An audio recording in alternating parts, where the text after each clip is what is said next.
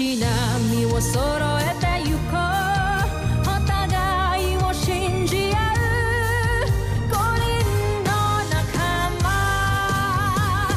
まるでスファイブに預けた命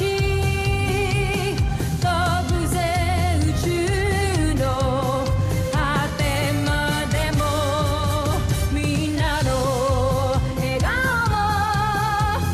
持ち帰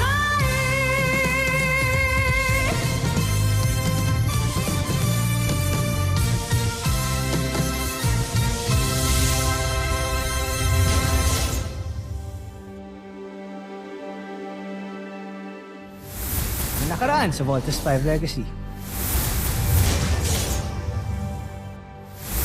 Seriously, happy na rin ako na hindi kayo nagkabalikan ngayon. You deserve to be with someone na makakapagpasaya sa'yo. Security override, room 605. Jamie! Mukhang matindi galit sa'yo nung gumawa nito. May idea ka ba? Sergeant Major, arrest Technical Specialist Sanchez. Computer, transfer chosen files to all displays. Hindi ba confidential blueprints yan ng Camp Big Falcon? This is a clear violation of EDF security protocols.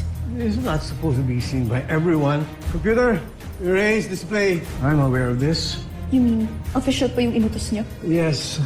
So, gawin mo na yung pinapagawa ko sa'yo. Lumuhod ka na and apologize. I'm sorry.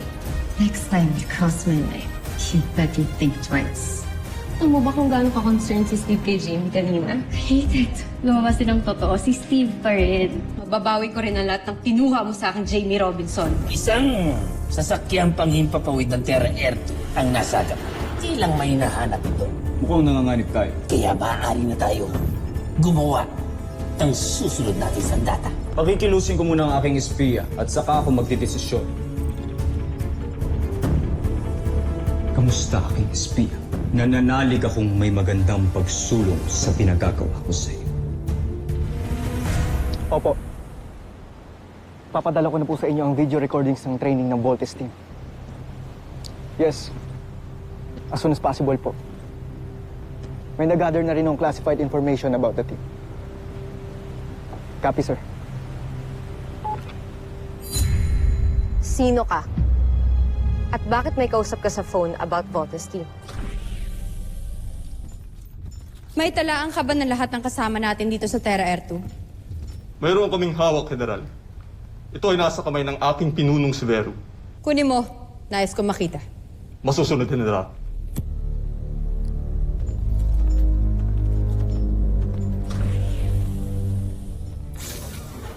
May kinalaman ba sa espiya ng ating prinsipe? Kaya gusto mong makita ang talaan ng lahat ng kasama natin dito sa ekspedisyon na ito? Nais ko lamang siya makilala. At kilalanin pa bilang proteksyon na rin ng ating prinsipe.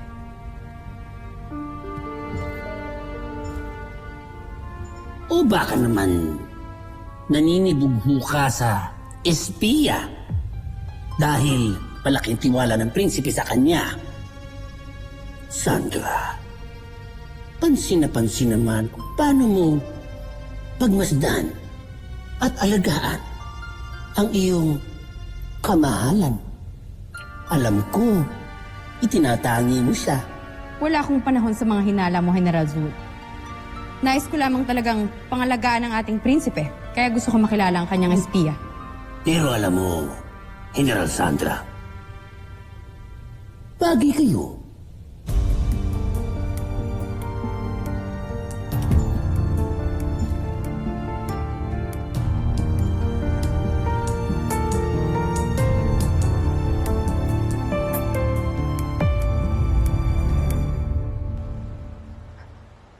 Wait. I know you. So ikaw palang spy dito. You know I can report this, right? Hindi ako espiya. So ano ka? Bakit may kausap ka sa phone? Yung defense contract supplier yun. Hindi ako naniniwala sa'yo. Sabi ako ng totoo. Hindi ako nagtatrabaho para sa mga Buzanians. Sa ibang ahensya ako nagtatrabaho.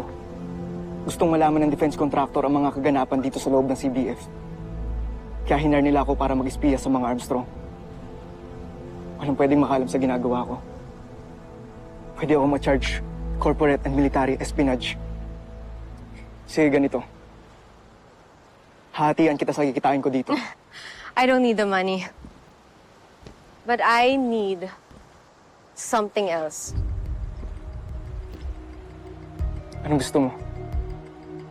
Tutulungan mo akong mawala si Jamie Robinson sa Voltes team para ako ang papalit.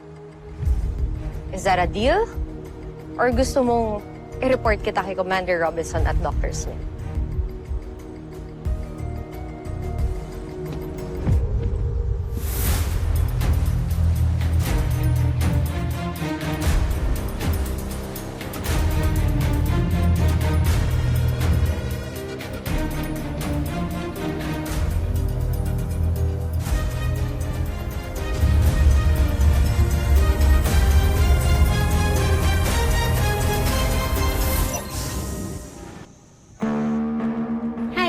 What are you doing here?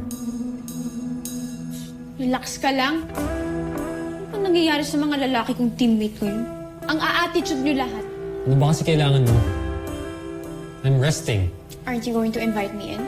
What part of resting don't you understand? I have something for you. Come in.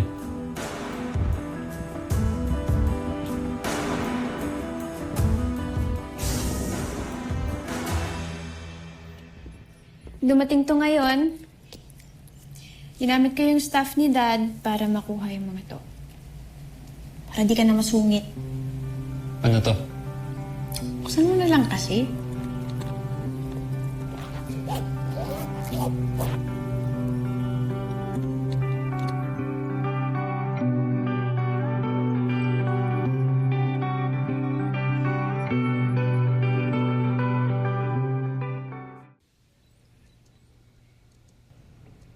Galing yung mga pictures na yan sa dating kapitbahay na family friend ng parents mo.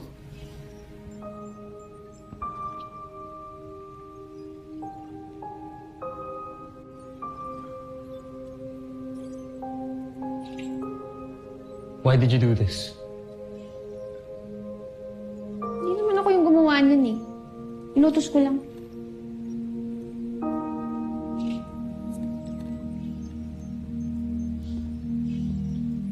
But why? Because I understand you. And naiintindihan ko rin yung pain mo. Dahil doon, gusto ko mabawasan kahit konti.